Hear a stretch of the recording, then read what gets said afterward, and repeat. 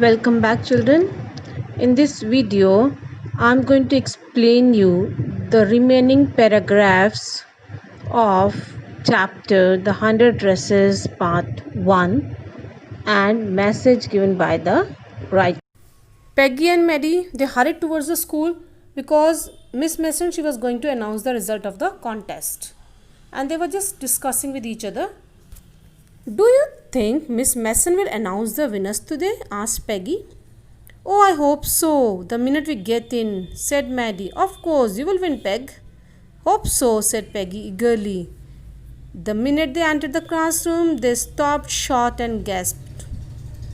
There were drawings all over the room, on every ledge and windowsill, dazzling colors and brilliant, lavish designs, all drawn on great sheets of wrapping papers. There must have been 100 of them and all lined up.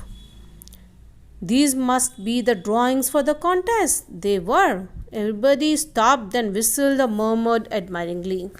Now, here what happened?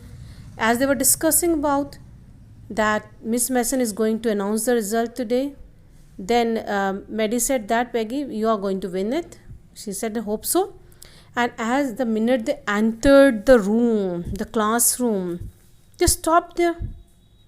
They gasped, means catch one's breath with an open mouth.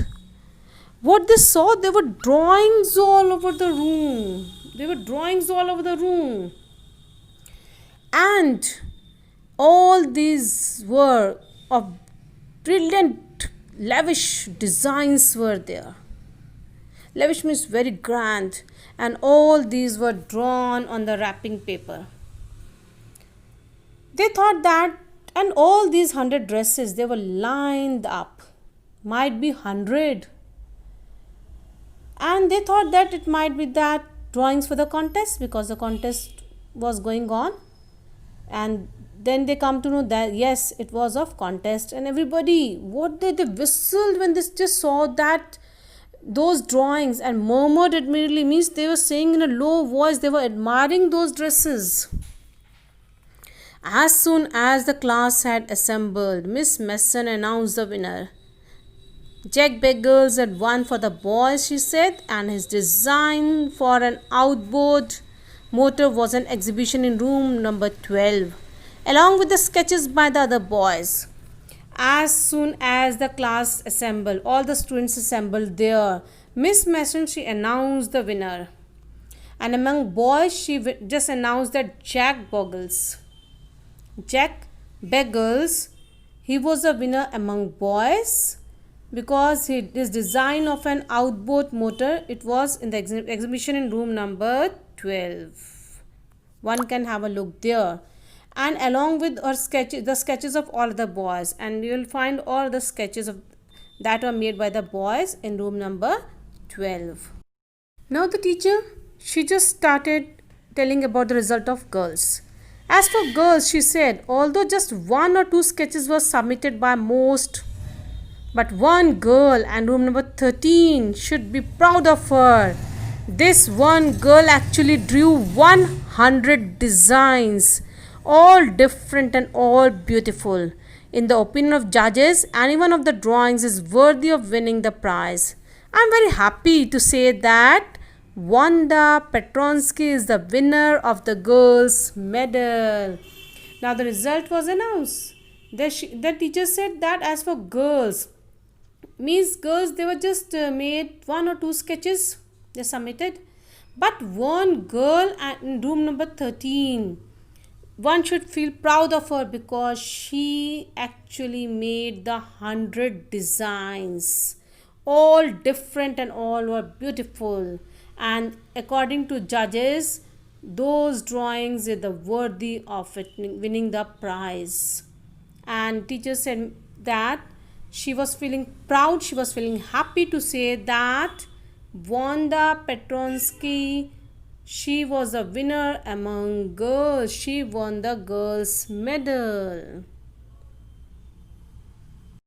After that, Miss Mason said that unfortunately Wanda has been absent from school for some days and is not here to receive the applause. Applause means the clappings That is due to her.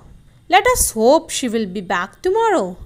Now, class, you may file around the room quietly and look at her exquisite drawing. Exquisite means extremely beautiful and well made drawings. Now, the teacher just informed them that unfortunately Wanda was not there. She has been absent from few days. Might be she will be here tomorrow. And the applause is because due to her only. And let us hope that she will be back tomorrow. Now then she just told the students that they should just move around the room quietly and look at those extremely beautiful and well made drawings made by Wanda. The children burst into applause, and even the boys were glad to have a chance to stamp on the floor, put their fingers in their mouths and whistle, though they were not interested in dresses. And the children, they were so happy, they just burst into applause. And the boys, they were also very glad because they got the chance to stamp on the floor. And they just put their fingers in their mouth and they whistle. Actually, they were not at all interested in the dresses, but they got the chance to stamp on the floor. Look, Peg, whispered Maddie. There's that blue one she told us about. Isn't it beautiful?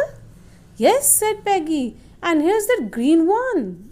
Boy, and I thought I could draw. Now, as they were just checking round, what happened?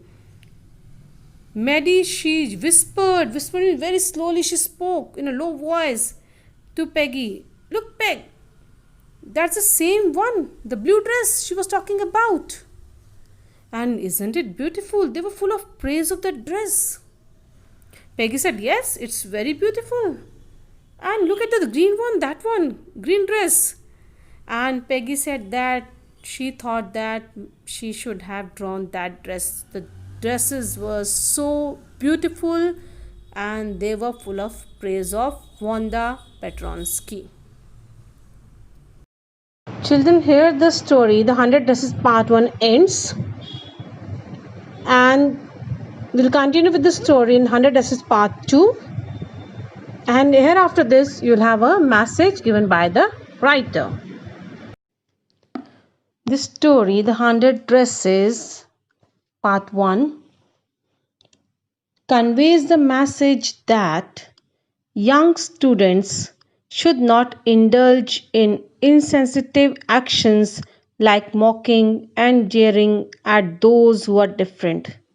Such a behavior is harmful, disheartening, and totally unjustified. Realization comes quite late and usually after the damage has been done. The story The 100 Dresses Part 1 could be used in many ways in the classroom.